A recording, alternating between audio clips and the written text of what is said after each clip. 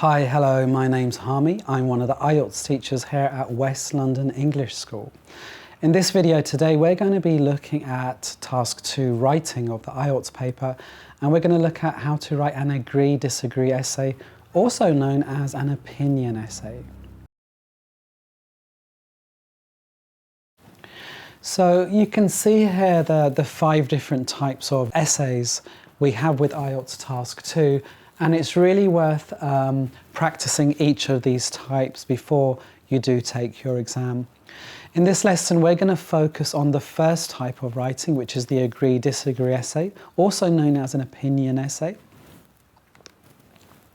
With this essay, you're going to be presented with a statement, and you're either going to have to agree or disagree with the statement, or you could provide a balanced argument.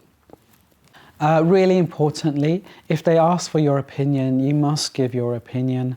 They don't always ask for your opinion, and if they don't, that's fine, you don't need to give it.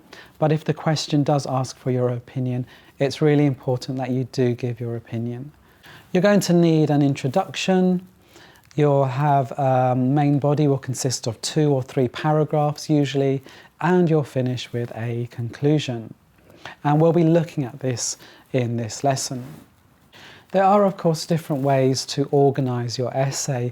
You might want to write a 2-paragraph essay, arguments for and arguments against, or you could actually write a 3-paragraph essay as well, maybe 2 arguments for and 1 against, or you could do it the other way around. You could have 2 arguments against and 1 for. So there are different ways of organising your essay. The important thing is that your essay is well organised, and your paragraphs are also well organised and logically organised. This is the exam criteria, and it's worth downloading this document and having a look at it if you're not familiar with it. This is what examiners use to assess your writing, so it is an important document. You can see at the top here we have 4 different criteria. And we'll be talking about these and referring to these in this lesson. But like I said, it's really worth having a look at this document so you can see what examiners are looking at when they're assessing your writing. Okay, so let's go back to our agree-disagree essay, our opinion essay. An increasing number of people are now using the internet to meet new people and socialise. Some people think this has brought people closer together, while others think people are now becoming isolated. Discuss both sides and give your opinion. Okay, so it's really important you identify the topic. With IELTS Task 2 writing, they normally like kind of social kind of topics, so things like the environment, pollution, advertising, education, health, media, those kind of things. You're then going to have to also identify both sides of the argument, and this is what you'll be writing about. And you're also going to have to think of ideas to support your arguments. And you can see also in this example, they've asked for your opinion, so you will need to give your opinion. So first of all, identifying the topic. You can see here they're talking about using the internet, and more specifically using the internet to socialise. It says here discuss both sides, and they've given you 2 sides of the argument. On the one hand, it's brought people closer together. You can see they've given you another side of the argument. People are also now becoming isolated.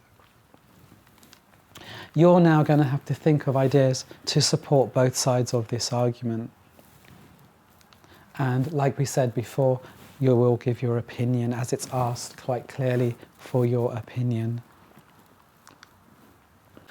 Okay, so it's really worth planning your answer and taking 2 or 3 minutes to really think about what you're going to write. It can save you time in the long run. If you rush in and just start writing without thinking, you'll find maybe after 25 minutes you're struggling a bit. So I think it's worth planning what you're going to write in advance, just taking 2 or 3 minutes out and making a short plan. So this is what we're going to do. We're going to make a quick plan. We've got our topic here, using the internet to socialise.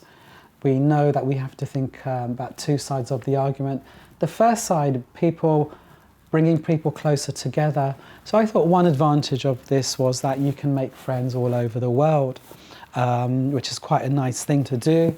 And to support this idea, one of the benefits of this is that it broadens your experience of different cultures, so it can be quite culturally enriching. Another advantage is that, well, if you have a special interest, you can actually meet more people. So, for example, if you like football, you could talk to different people around the world specifically about football. So these are really the positive sides of the argument. And then we've got the other side, and as it said here, people are becoming isolated. So one drawback I have is that people don't take part in their local community. They're spending a lot of time online. A consequence of this, people may not form close personal friends. And also, people can lose social skills. They can lose the ability to interact with other people. So this was my essay plan, and you can see here I've got my topic sentences, and my topic sentences are supported with examples. And these were the supporting examples. So you can see quite clearly, I haven't just listed lots of ideas. Examiners don't want that. They don't just want you to write lots and lots of ideas. They want you to think of one main idea, our topic sentence, and then support it with examples. Okay, and thinking about our plan, I'm going to go for a two-body essay, arguments for and against. The first thing you're going to need to do is write an introduction. This normally consists of a paraphrase and a thesis statement. So let's look at an example. While some people argue social networking sites such as Facebook have brought people closer together, others claim that it has the opposite effect. This essay agrees that the internet has had a negative impact on socializing. So you can see actually what I've done here is I've paraphrased the question. I haven't changed the meaning of the question, I've just kind of reworded it, I've written it in my own words. So paraphrasing is an important skill to have. I've shown the examiners I can paraphrase, and just as importantly, I've shown them that I do understand the question. And then I've added a thesis statement. A thesis statement is normally telling the reader what they're going to read. And in my thesis statement, I've included my opinion. Okay, let's go on to the main body of the essay then. Let's look at the first paragraph. Firstly, the internet has brought many benefits, one of which is that people are no longer so restricted by borders, and it is possible to make friends outside of your local community. This allows people to broaden their experience of other cultures, enriching their knowledge of the world. Secondly, Facebook has special interest groups, so it is possible to participate in conversations with people who have common interests. If you think about the essay plan that we made, you can see here at the very top we've got the topic sentence. This was making friends all over the world.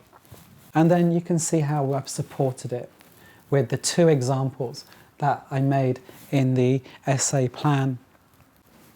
So clearly you can see the paragraph has been well organised, consisting of a topic sentence and then supporting examples. Thinking about the organisation, because this is an important part of your writing, your essays and your paragraphs need to be well organised. You can see here that I've used some sequences, firstly and secondly, both of which are followed by commas. And just looking at a little bit of grammar as well, you'll notice here that I've used the passive, present simple passive with a negative. And passives are a really useful structure to learn and to use in your task 2 writing. They're really good for formal academic style writing. I use the present perfect in the first sentence, and then you'll notice the rest of the verbs are all in the present simple. If you do use the present simple, remember to add s to the third person, he, she or it. And the reason I've used present simple is because I'm not talking about the past or the future. Really, I'm just talking about general time. So the present simple works really well with this kind of topic. So it's really important you check your verb tenses. Make sure you are using the correct tense. The first sentence, we've got a nice complex structure here, and you can see how we've linked different clauses in this sentence and made a nice complex structure. We've got one of which, quite a nice formal way to link your different clauses. So I have my subject, the internet, and then the verb, has brought, and I've linked it with one of which, and then again I have another subject here. So it's a really nice structure to use, and again here I've linked another clause with and, then I start with the subject and verb afterwards. Also the last sentence, a nice complex structure as well, and you can see how I've linked the clauses using so, and then using a relative pronoun who, and using a relative clause. And if you'd like to learn a little bit more about the grammar and these grammatical structures, please check out wles.net, where you can learn more about these kind of grammatical structures which can help you with your writing. We'll look at the next paragraph now. On the other hand, as people spend more time online, they neglect their local community. Consequently, people no longer form close friendships in their local community, and the sense of community has been diminished. Moreover, by interacting with each other less, people lose social skills, and this can only contribute to their sense of isolation. Okay, so again, just looking at the organisation, you can see I haven't used sequences here, but this time I've used some linkers. We've got on the other hand to show a contrast, consequently to show a consequence, and moreover to give additional information. And all of these are followed by commas, which is really important with your punctuation. So we've got some linkers to help with the organisation, and then just looking at some, not grammar, but just looking at some vocabulary now. So looking at lexical resource. So we've got some nice collocations. We've got neglect your local community. To neglect their local community. You can form close friendships. Nice collocation. You've got a verb and you have a noun there. You've got an adjective in the middle. A sense of community as well. It's a nice phrase. Social skills. Contribute to. So we've got a verb and preposition collocation. A sense of isolation. So really actually got some nice language and some nice collocations here. And as you prepare for your exam, I think it's nice if you can build up your vocabulary, your lexical resource, not just by learning individual words, but I think learning collocations like this can be really beneficial. Okay, and finally the conclusion. In conclusion, the internet has undoubtedly allowed people to form friendships from all over the world. However, such benefits are offset by the negative effect it has had on local communities and people's ability to socialise. Okay, so you can see here I've used in conclusion. Other ways you can start your conclusion. You have to conclude, to summarise, or in summary. All of these are fine. Just remember to use the comma after them. You also notice that there's no new information here, haven't given any new ideas. Really all I've done, just restated some of the main points I've made in the essay. Okay, so just to recap then on this opinion essay, agree-disagree essay. Remember, identify the topic. Make sure you know what you're writing about. If you don't correctly identify the topic and start writing about something which is not relevant or which is not important, it could cost you marks. In fact, it will cost you marks. So really analyse the question and make sure you know what you're writing about. Remember, you can agree or disagree, or you can present both sides. So you can present a balanced argument as well. Really important, give your opinion if they ask for your opinion. Remember, if they don't, you don't need to. But if they do, it's really important you clearly state your opinion. And with task 2, writing, we looked at things like planning your essay, maybe take 2 or 3 minutes or even 4 minutes out to write a short paragraph plan, an essay plan. It can save you a lot of trouble when it actually comes to writing your essay.